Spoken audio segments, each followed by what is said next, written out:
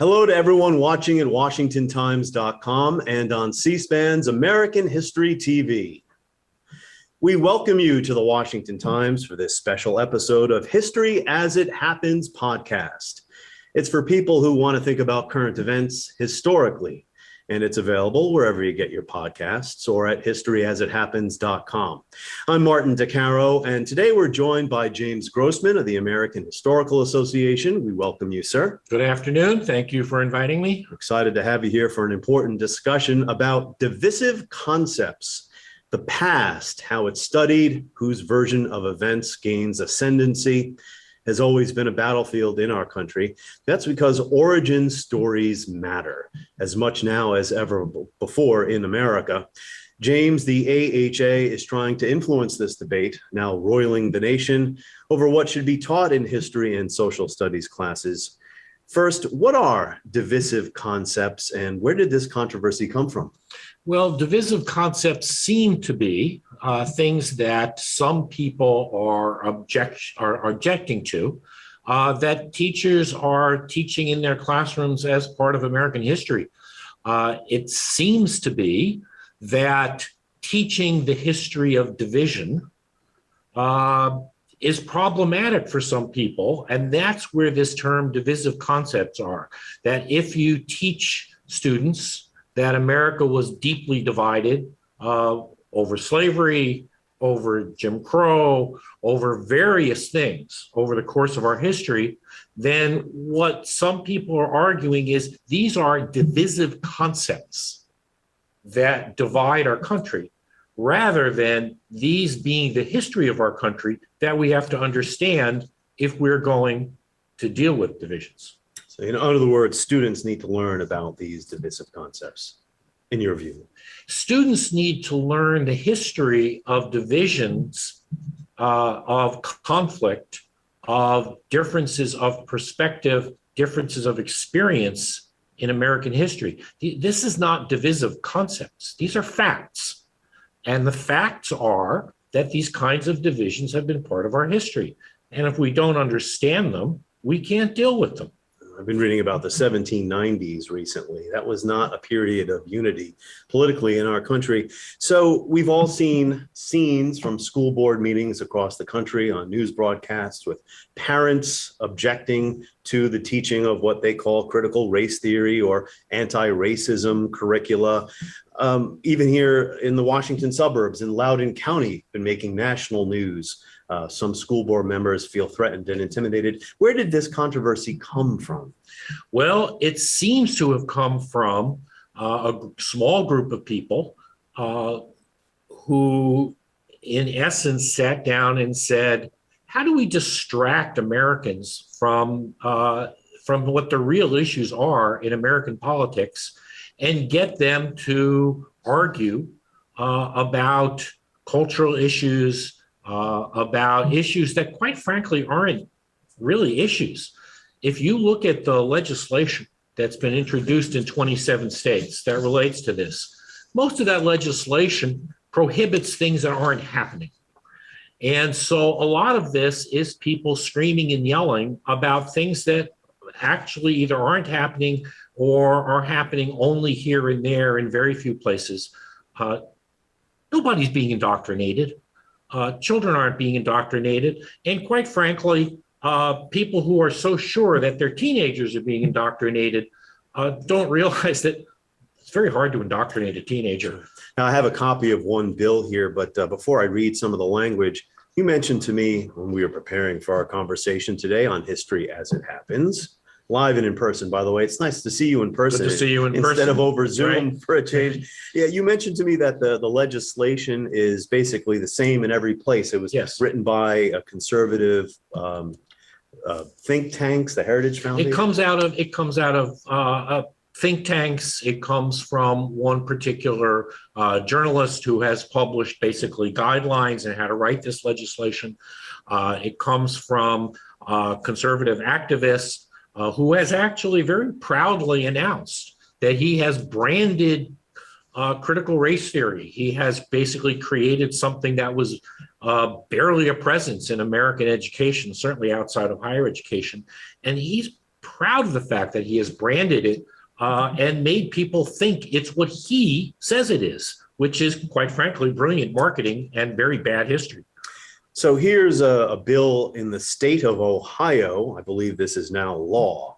Here's the language. No public institution of higher education, school district, or public school, including a public charter school, shall direct or otherwise compel students to personally affirm, adopt, or adhere to any of the following tenets. Here's one of the tenets. Let's stop there before we get to the tenets, because let's do this piece by piece.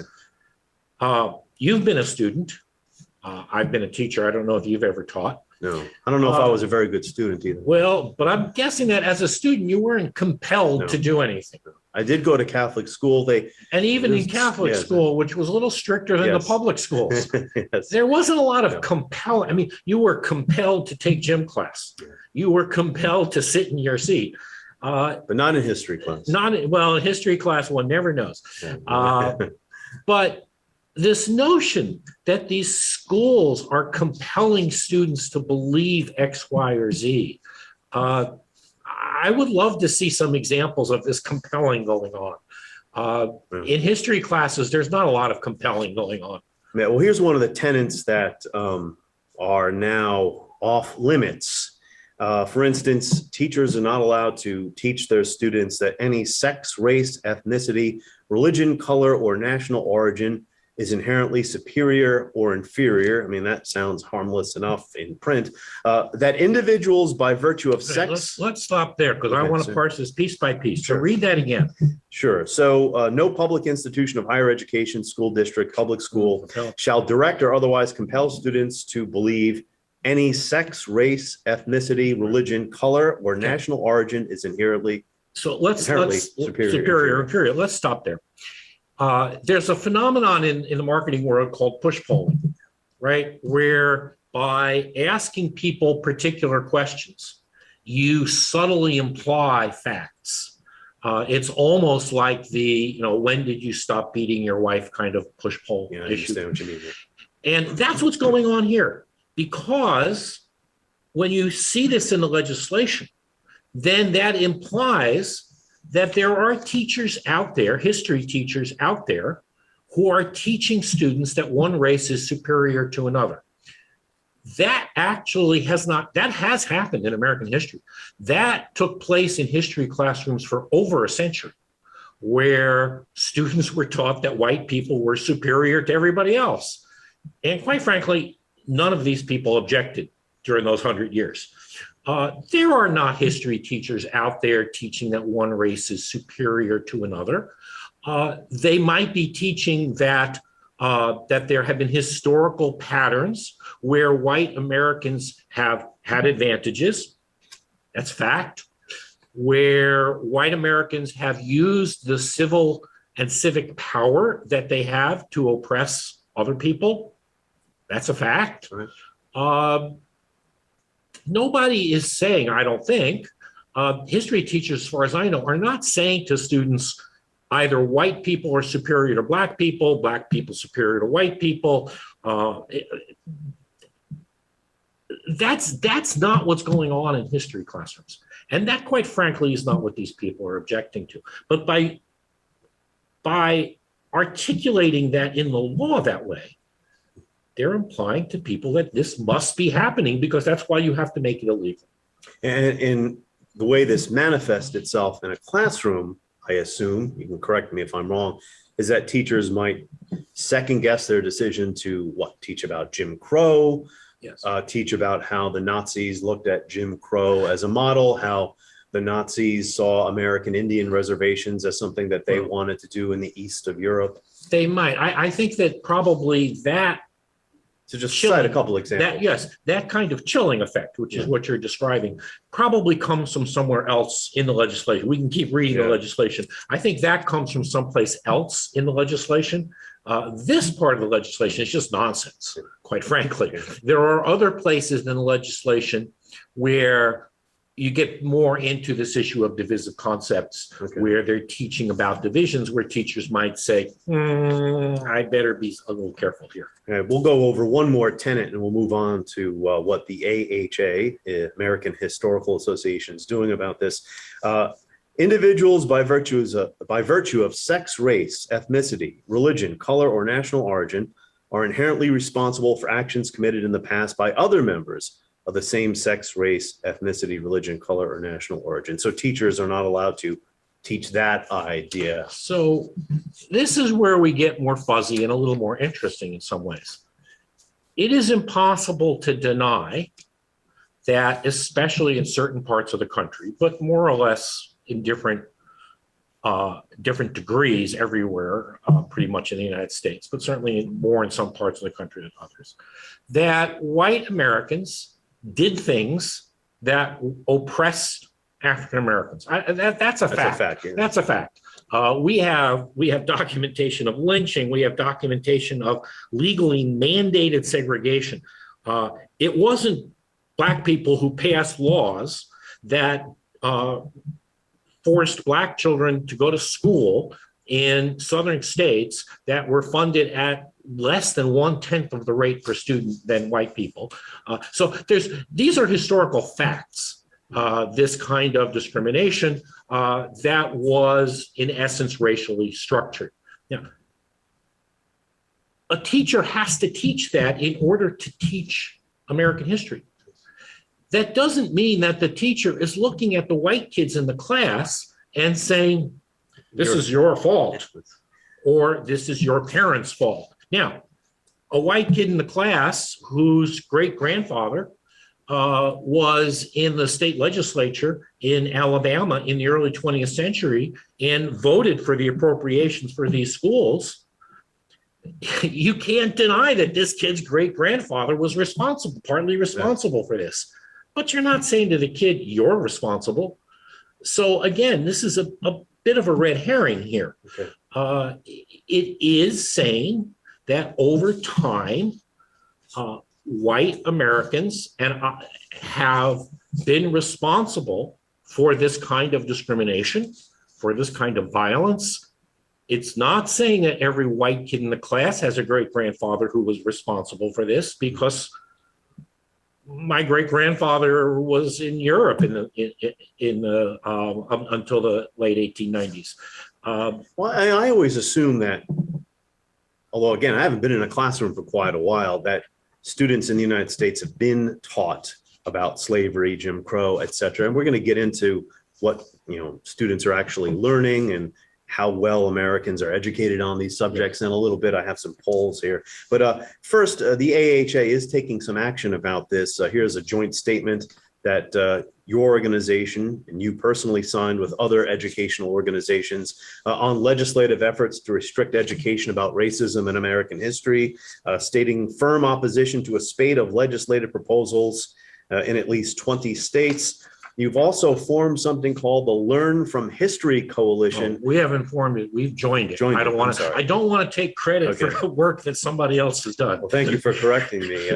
Learn from History Coalition seeks to combat deliberate misinformation about the current state of history education. So you've joined the coalition. Why don't you briefly tell us what these efforts are about here? Well, I can start quickly with the coalition. The coalition I think at last count had at least 25 members, most of which are education oriented.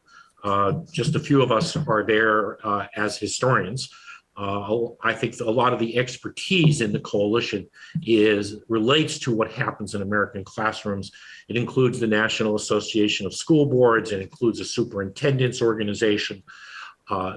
And we're part of it, I think, and as is the National Council for the Social Studies, the Organization of American Historians, and the American Association for State and Local History. The four of us are there to help them with the historical part of this, the content. But what we're trying to do is to help teachers think about how you can teach what you already described in a way that is professional and honest. So as you were saying, We've always taught about slavery. We've always taught about Jim Crow.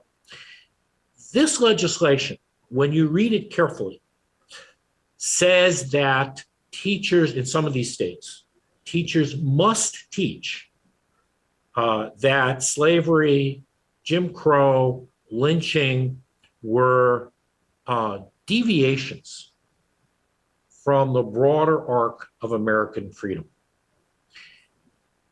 And the deviations, especially from the visions and the values embodied in the Declaration of Independence, the Constitution, etc. Now, it is very possible for a good teacher, and I hope many teachers do this, to have students read the Declaration, read the Constitution, and talk about, was slavery a deviation from these principles? Because some students would say, no, actually, slavery is built into these. Other students would say no. Some historians say yes. Some historians say no. These are things we argue about. These are things people do in history classes. The problem is arguing when the ink was still drying on those documents. Yeah, arguing about what they mean, what they said, what the intentions were of the people who wrote them. The problem is that phrase, anything but, anything other than. In other words, what people writing this legislation don't want teachers to do is to say that slavery, continuities of racism, segregation, various other things that have happened in our history.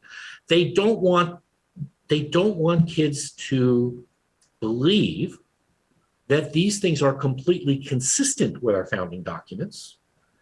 That in fact, it's not that, and this is not saying the founders were evil people. The founders were slaveholders. That's a fact. That's a historical fact. And to say that therefore they created founding documents that were influenced by the values that they had, by the economy they lived in, by the social structure they lived in, that makes all the sense in the world. So where the problem lies is the notion that teachers should not be able to have students talk seriously about what the role is of racism as it relates to founding documents, continuities of American history. That's what we object to, is teachers being told, you can't talk about that because those are divisive concepts. Interesting. Race, just one issue. For instance, the treatment of labor unions through history. I've done a bunch of podcasts lately about the military-industrial complex, and now we got to this point where we don't question this prosaic military presence across the globe. Any number of concepts might make students not feel uncomfortable, but maybe question the beliefs and the ideas that greeted them at birth, as I say, in the lining of our crib. Columbus, for instance. It'll make them uncomfortable. Look, Columbus. I just did a podcast about Columbus. Most of what we learned about Columbus, at least what I learned when I was a kid, was garbage. And then I started to learn that he committed some cruelties. He was locked up, put in chains, brought back to Europe. He was such a terrible administrator. You don't learn those things as a child. And then when you learn these things as an adult or a teenager, it might jar your worldview. And I guess that's what some of the opponents are saying. They don't want their children to learn that American history is not all glories. That's what learning is about. Look, yes, these are things that will make you uncomfortable. If I'm a 15-year-old student and I am from a military family, 3-4 generations, and I am exposed to a conversation in class about the dangers of the military-industrial complex, I'm probably going to be uncomfortable.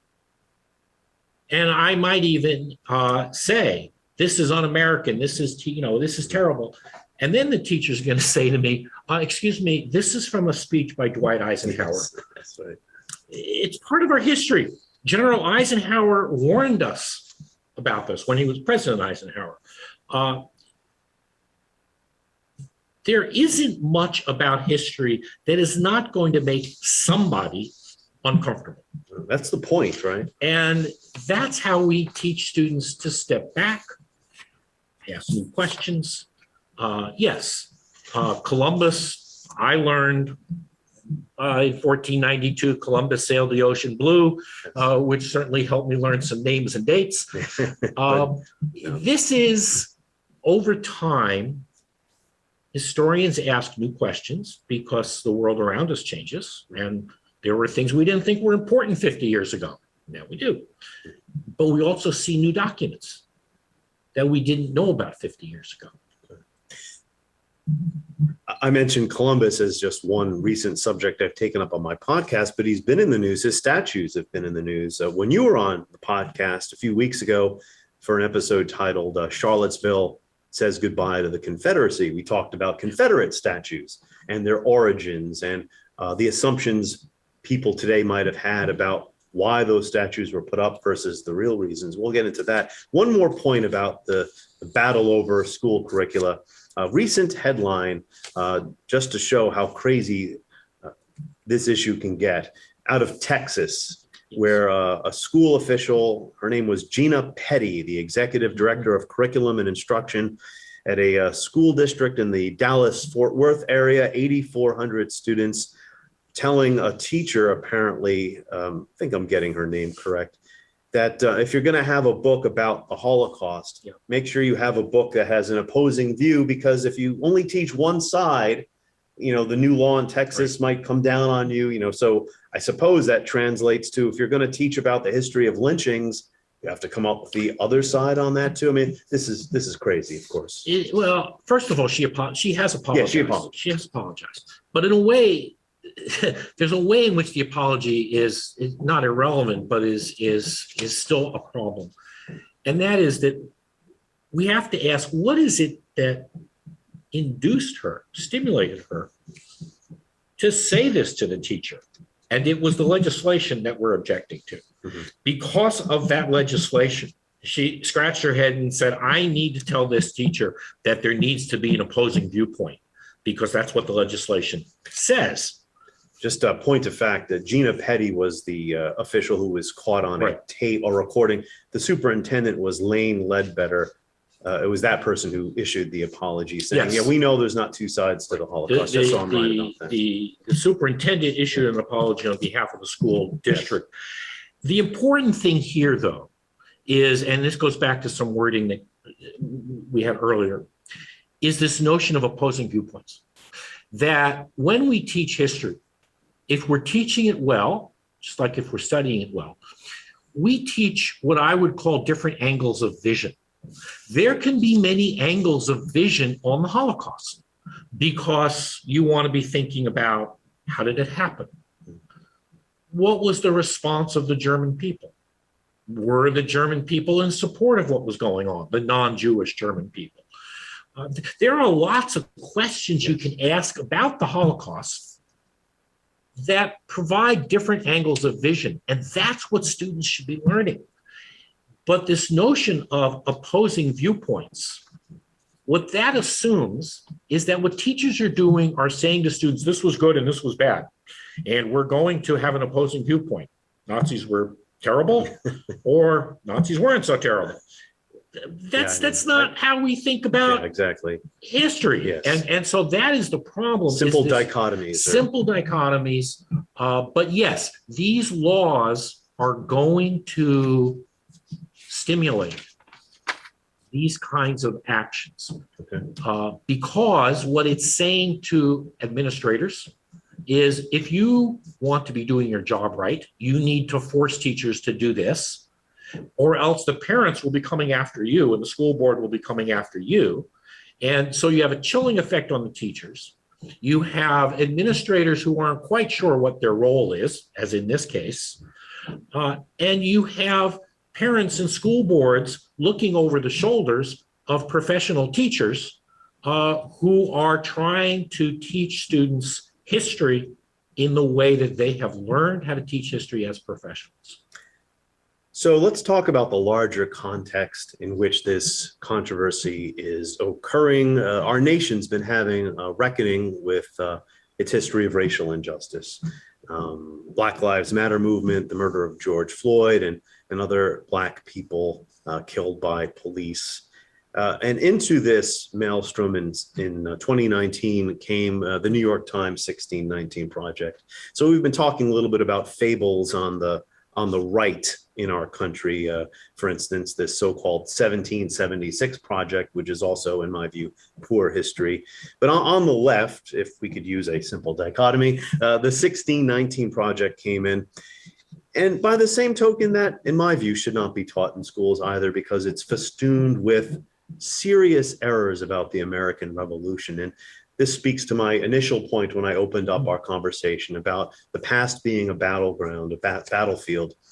We have these polar, these extremes of competing narratives, and neither one is really altogether correct. I know that AHA has had things to say about 1619 Project. What's your view on that? I think the first problem is the notion of competing narratives. That's a simplistic way of thinking about what historians do, what historians teach, and how we argue about it. There are different, I'm going to go back to angles of vision. There are different ways of seeing the 18th century, the 17th century, the American Revolution, the role of the founders in perpetuating slavery. And it's the problem is that we have people who are saying it's either this or it's this, as opposed to saying, okay, first, is the evidence, what is the evidence that's used in either this set of materials or that set of materials? Where the evidence isn't very good, you have to say, this evidence isn't very good. And you could use it even as a learning experience. You throw it in front of students and you say, okay, let's read this. And you say to the students, tell me what evidence this historian, or in this case, a group of journalists, has mobilized to demonstrate their argument. What is the actual evidence? I'm old-fashioned, use a blackboard. You go up to the blackboard, you say, this is the evidence that they've marshaled. Okay? Now, where does that evidence come from? You're talking about 1619. You could do that with 1619. You can do that with that 1776 report. One of the differences is that 1619, however debatable it is, and yes, professional historians have been arguing over various interpretive aspects of it, especially this notion of what a founding is. There were professionals involved, professional historians. Not as many as I might have liked, but there were professional historians involved. This counter argument, 1776 report, there was not a single professional historian of the United States on that commission. There was one historian, he studies ancient military history largely. Basically, they did this totally bereft of any expertise whatsoever. So these are not equivalent. The materials in the 1619 project, in some ways, need to be looked at the same way other materials that are out there to be used by teachers.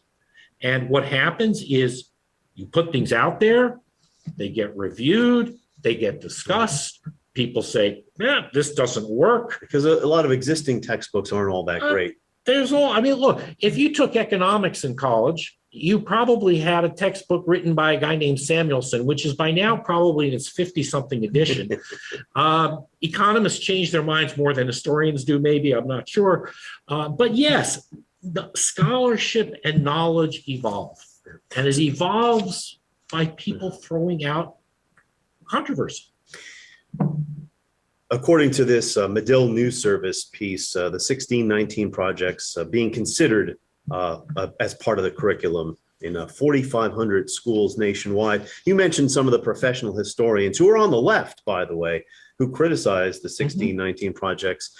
First of all, I have read it. I think some people who criticize it haven't read it. Some of the essays are quite good. I think most of the problems are with the main essay written by Nicole Hannah-Jones. Here is Sean Wilentz, the great historian at Princeton, writing in a recent essay, about the issues with the 1619 Project, beyond just the factual mistakes about the American Revolution being fought to preserve slavery. I mean, that was the main factual problem with 1619. Wilentz goes on to say, instead of trying to instruct the public about the significance of the year 1619, and hence the foundational importance of slavery and racism to American history, the project promoted a narrow, highly ideological view of the American past, according to which white supremacy has been the nation's core principle and chief mission ever since its founding. So I understand your point about competing narratives. It's not the right way to look at this.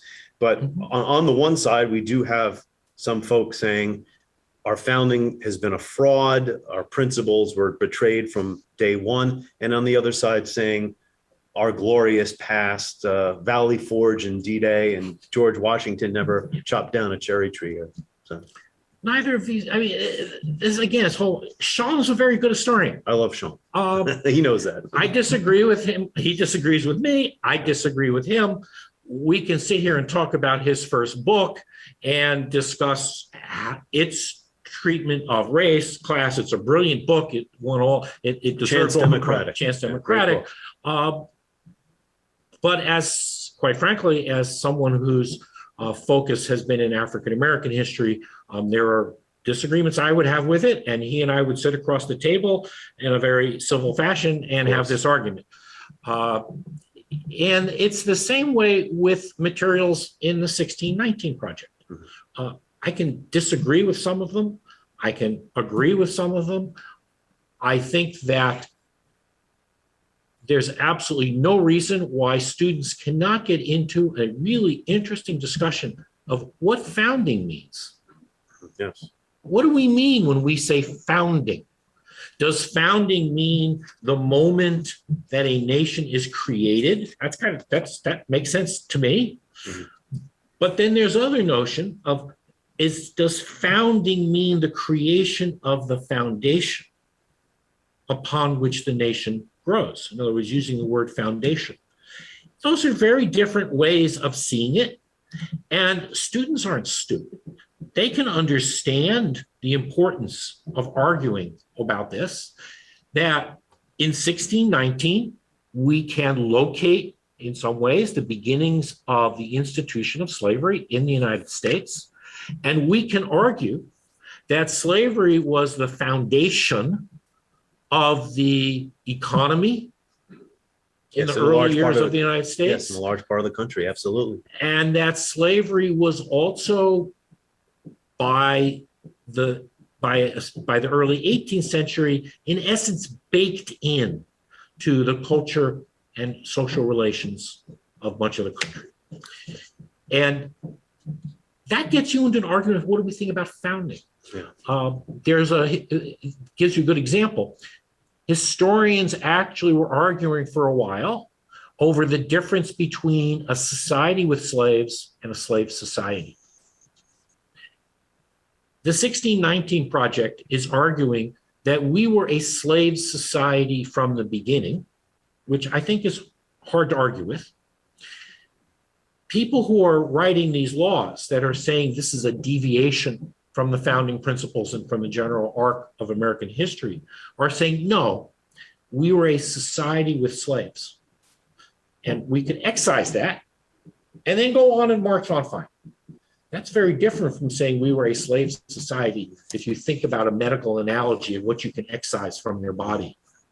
Yeah, so Sean Wilentz was just one of many fine historians who objected to the premise of the 1619 Project, not because they deny the importance of slavery in American history. There were 4 million enslaved people in the United States by 1860, and the Civil War was fought over it. What I think the point is, just as the 1776 Project lacks nuance, 1619 shoehorns the American Revolution into a narrative that from day one, American history has been an unbroken line of white supremacy to today, and also another point falling along that narrative was Abraham Lincoln was a racist who, and again, Thomas Jefferson's statue today was actually taken down in New York City, in the city council chambers. I'll throw that in. You said has been an unbroken line. Yeah.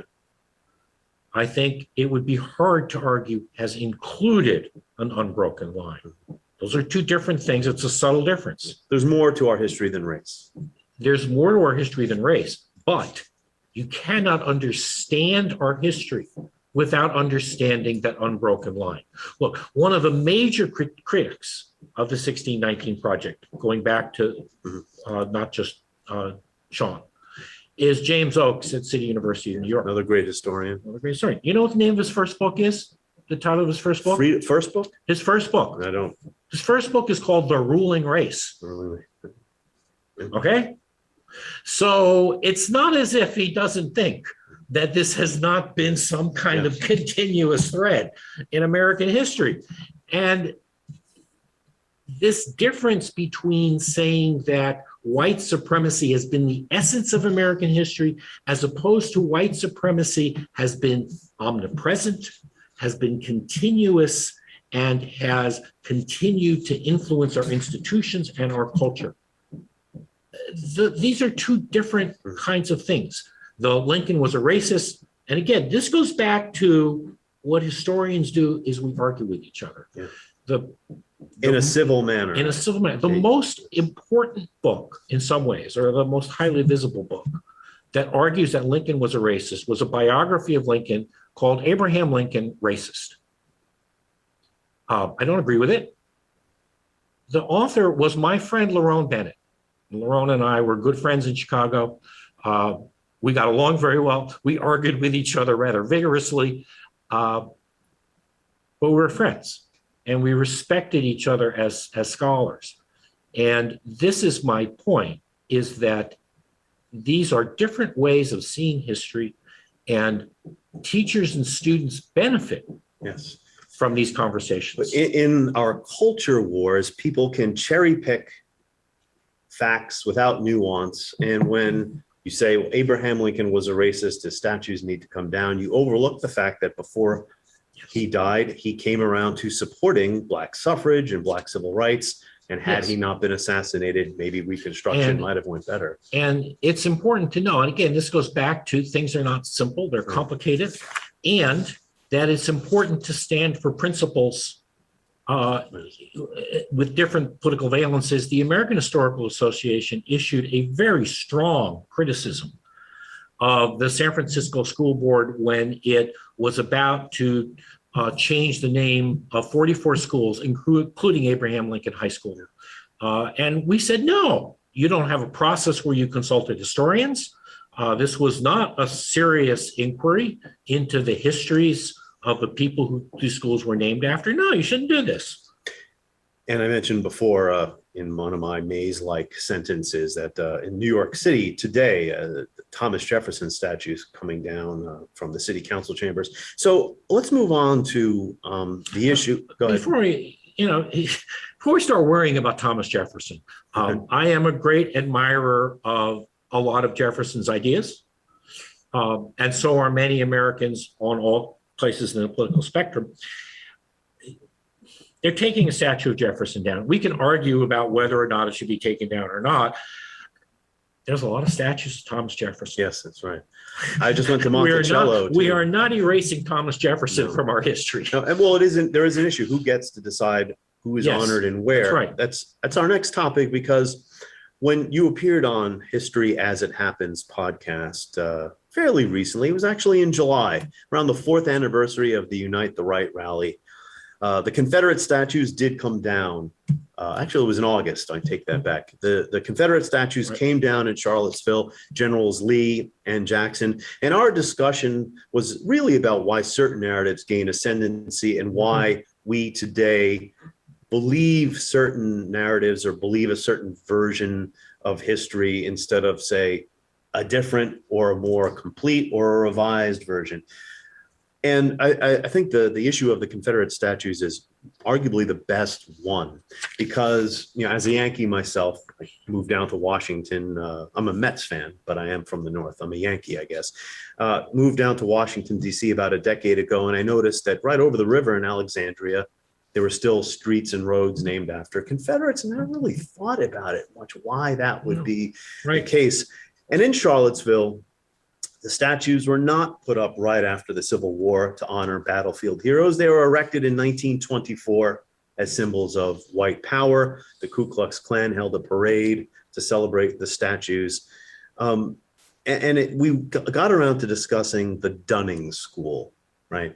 So follow my premise, and then I'll let you take it away to explain the Dunning School.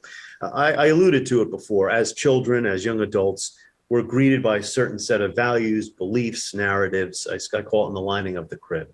And then when we're introduced to new ideas, it can be quite jarring to the senses. The Dunning School interpretation of the Confederacy and Reconstruction just didn't come from some crazy guy in left field. It was a prestigious Ivy League university, and that narrative dominated, that version of history dominated scholarship for about a century, right? So what was the Dunning School, and why is it important? That was a long question. Fine. And that's fine. Why is that important for this discussion today? Dunning was a historian at Columbia University.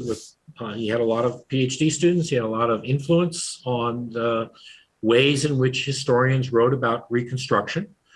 And basically their argument in a nutshell was that Reconstruction was a failure. It was corrupt, and that the heroes of the period were really what were called the redeemers, the white Southerners who basically drove the black and white Republicans out of the state houses and, quote, redeemed the governments of their states from this corruption. It just wasn't true. It was the way historians saw things for a century.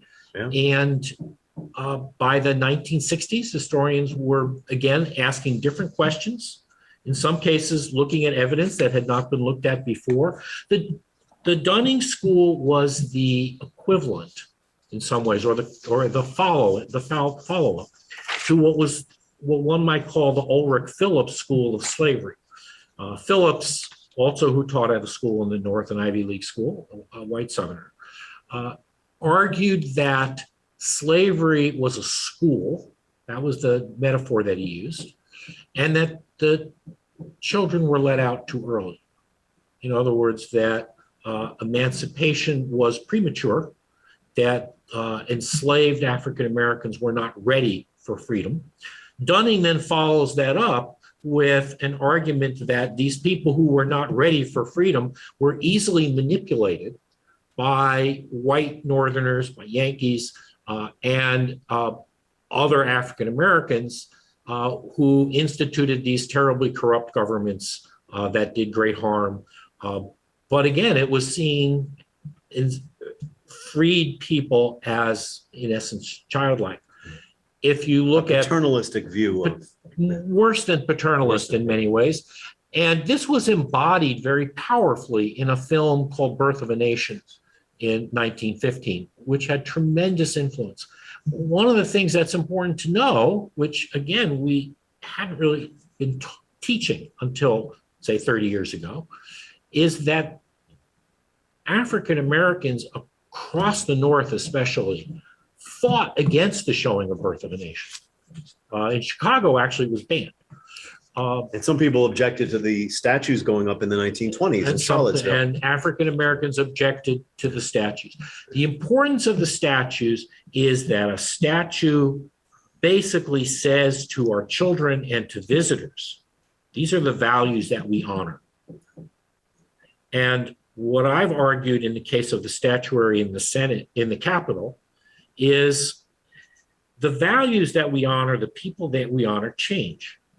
Our population changes, our ideas change, our values change. That's just history. That's what happens. Consciousness, everything changes. So why not say every generation, every 25 years, let's step back and look at these statues and say, is that still who we want to honor? Yeah. And I think the important point here, another important point here, if I may, is just as some people today might object to the teaching of slavery or just how much it might be emphasized in a high school classroom. 100 years ago, you couldn't probably walk into a single high school classroom in the United States and learn that the cause of secession was slavery and that the Civil War was fought over slavery, i.e. the Dunning School. James McPherson, the great historian, has written that about how the Confederates or the neo-Confederates, the lost cause, well, neo-Confederate's a modern term. Let me take that back. McPherson has written about how the lost cause mythologizers, the survivors of the Confederacy, understood how important the education system was. They always made sure children were present at these monument unveilings. He wrote, they did that so the rising generation with no personal memories of the war would understand the heroism of their fathers. The United Daughters of the Confederacy had children auxiliaries. The daughters and other Confederate veterans groups had historical committees in the 1890s, and they published textbooks that were basically the textbooks used in schools in the South and elsewhere for, as we said, about a century until the 1950s, 1960s. Well later than that. After that, it's in the 50s and 60s that historians, professional historians, start to say this stuff isn't true. That's when the scholarship begins. It takes time. And the textbooks take a bit of time. That's right. Okay. So to the next subject, the cause of this is, or the result of this is, here's a Washington Post poll, 2019, recent. 52% of Americans know slavery was the main cause of the Civil War, but 41% blame another reason, to our earlier point about what are kids actually being taught, 16, 19 aside. But again, let me emphasize here, this, in some ways, this is complicated. In some ways, it's not. The 40, was it 41%? Yeah, 41% said another reason. Dig into that poll. My guess is that what you're going to find is the other reason is states' rights. Yeah.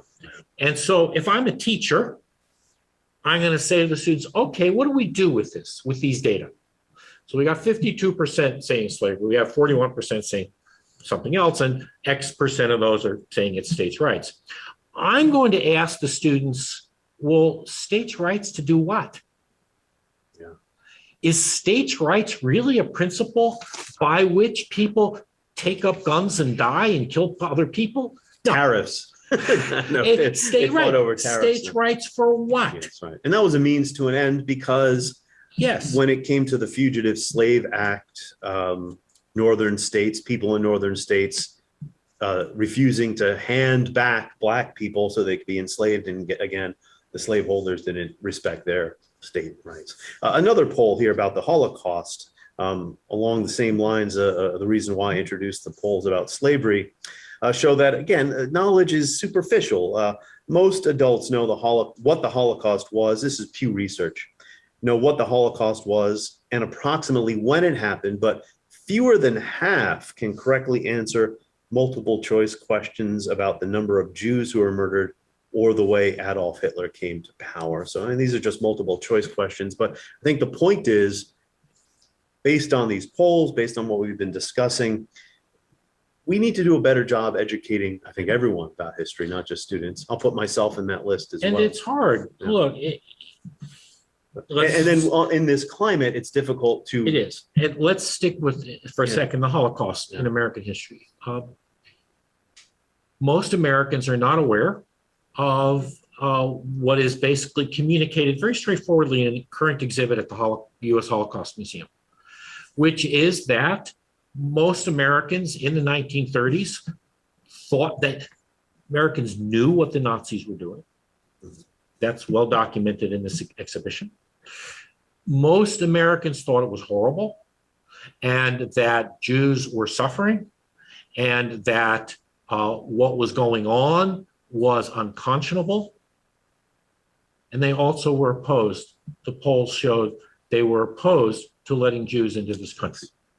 So that's a stain on American history, isn't it? Absolutely. That's an uncomfortable aspect of our history. And this is not a question of one side or the other. These polls are facts. The materials that are on exhibit at the Holocaust Museum are presented in a very straightforward way. These things should make us uncomfortable. And that's part of what's going on. You're a Mets fan. I did admit that here to fan. the public. I'll be still respect me. So the founding manager of the Mets, one of my heroes, Casey Stengel. Turns out Casey Stengel is a virulent racist. Oh, I did not know that. I did not know that either. So now I have to step back This is uncomfortable for me. This is a childhood hero. Then I start reading most of my childhood heroes, the baseball players of the 1960s. Not very admirable. Ty Cobb. Well, that's earlier, but Yes. Ty Cobb is Yeah. worse. Yes, that's Ty right. Ty Cobb, Well, not very point being admirable. one of the greatest players of all Not very time. admirable is an understatement for Yes. Ty Cobb. So what do you do with that? Do you say, well, these are just aberrations, they're deviances from, well, no, because in the case of Cobb, Cobb worked hard to keep Black people out of Major League Baseball. So you can't say, well, this is just something in the past and we fixed it. Because that became deeply embedded in Major League Baseball, that segregation. People suffered. People lost opportunities. We can't just dismiss it as an aberration. It's uncomfortable. These are my heroes. Yes. Used the word before, civil, how historians debate things most of the time in a civil manner. Certainly on my podcast, there's no arguing. No. But there is a lack of civility in this controversy now roiling our country. Again, as I mentioned before, we've all seen news clips of parents at school board meetings who I don't want to overgeneralize here and say they're all pitchforks and whatever that saying is. But there's a lot of anger out there, and some people are being threatened. It's a sensitive subject. I certainly don't want anyone to believe that I'm painting all parents with a broad brush or that all of their concerns aren't worth considering. But there has been a lack of civility about this. So we'll close on this point. From The Atlantic, a great essay by George Packer. Can civics save America? Of course, we can't agree on what should be in civics education, but there is agreement that, I'm pointing to those polls before, that civics education is failing young people to the extent they get any at all. What's your take on that? I think our testing data shows that mathematics education is failing young people. I think we know from some of the conversations about mask wearing that there must be something about our science education that's failing Americans. Careful. We have a different kind of crisis here. What's failing, and it's true, I mean, lack of civic knowledge is a problem. There's no question about that. It's an attack on expertise. It's an attack on expertise, that's right. And that's very different. Civic education is about democracy, actually. And we also have our attacks on democracy right now that are a problem. But the attack on expertise is a problem in terms of when we think about whether it's science, whether it's history, and there's an attack on inquiry. And that's where the civics problem comes in. Do you look at our founding documents as Bibles? Or do you look at our founding documents in a historical context and say, these were created by people? Who were these people? What values did they have? That's not saying that these people were awful people. It's saying who were they and what values did they have? And it's complicated. It's complicated. And how did that affect the documents that they wrote? It makes it more interesting when it's complicated. And kids are more interested then in it. Teenagers don't want pablum fed to them. And quite frankly, we know it doesn't work. The historical precedent for what you've been describing here is McCarthyism in the 1950s. We've seen this before. In fact, recently, one of the publications, or a few of the places where people are in favor of this legislation, they've said, if your kid's teacher is using any of the following 10 or 20 phrases, then they're teaching CRT. That's almost word for word. If your kid's teachers are using the following words, they must be a communist. This was all over the United States in the 50s and 60s. I'm 69 years old. That means that I'm roughly the same age as a lot of the people who were in school, some are a little older than me. There's not a lot of communists out there. If the teachers were indoctrinating the students, they failed miserably. Some of my leftist history and political science professors in college used to joke around with me. If we're trying to undermine and subvert American society, we're doing a pretty bad job. Well, James Grossman of the American Historical Association, we thank you for this great conversation. Hope we got people thinking today. Well, I hope so too, because that is what historians do, is we try to get people thinking. And That's our goal.